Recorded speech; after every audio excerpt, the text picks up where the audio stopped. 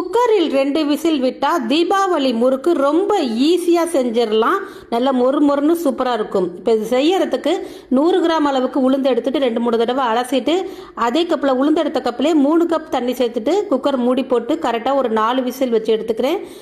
உளுந்து நல்லா இது போல் வெந்திருக்கணும். இப்போ உளுந்தை நல்லா ஆற வச்சுட்டு ஒரு மிக்சி ஜாரில் சேர்த்து கொஞ்சமாக தண்ணி விட்டு நல்லா வெண்ணெய் போல் நெய்ஸாக அரைச்சி எடுத்துகிட்டு வந்துடுறேன்.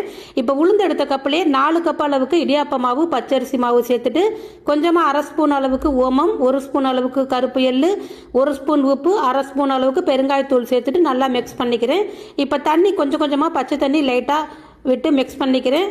தண்ணி அதிகமாக விட்டு மிக்ஸ் பண்ணிடக்கூடாது. அப்போக்கப்போ கொஞ்சமாக விட்டு மாவு இந்த பதத்துக்கு மிக்ஸ் பண்ணிவிட்டு இப்போ இதில் காய்ச்சி வச்சுருக்க ஒரு 4 டேபிள் ஸ்பூன் எண்ணெயும் சேர்த்துக்கிறேன். எண்ணெயை நல்லா சூடுபடுத்திட்டு சேர்த்துட்டு நல்லா மிக்ஸ் பண்ணிக்கோங்க. எண்ணெய்க்கு பதில் நீங்கள் வெண்ணெய் கூட சேர்த்துக்கலாம். இப்போ ஒரு வாழை இலையில் லைட்டாக எண்ணெய் அப்ளை பண்ணி கொடுத்துட்டு இப்போ முறுக்கு மாவு எடுத்து வச்சுட்டு இது போல் புழிஞ்சிக்கிறேன். பெரிய முறுக்காக வேணாலும் இது போல் புழிஞ்சிக்கலாம், சின்னதாக வேணாலும் இது போல் புழிஞ்சிக்கலாம். இப்போ எண்ணெய் நல்லா சூடுபடுத்திட்டு அடுப்பை மீடியமாக வச்சுட்டு முறுக்கு சேர்த்துக்கிறேன். நான் சின்ன பாத்திரம்னால ஒன்றா சேர்த்து பொரிக்கிறேன். பெரிய பாத்திரம்னா 4-5 சேர்த்து நீங்கள் பொரிச்சுக்கோங்க. 2 பக்கட்டும் நல்லா மாற்றி கொடுத்து நல்லா பபுள்ஸ் ஃபுல்லாக அடங்குற வரையும் நல்லா இது போல் செவந்து வர அளவுக்கு வேக வச்சு எடுத்துக்கோங்க. ரொம்ப சூப்பரான முறுக்கு ரெடி. இதே மெத்தடில் செய்து பாருங்கள். இனி மாவு அரைச்சி கஷ்டப்பட தேவையில்லை.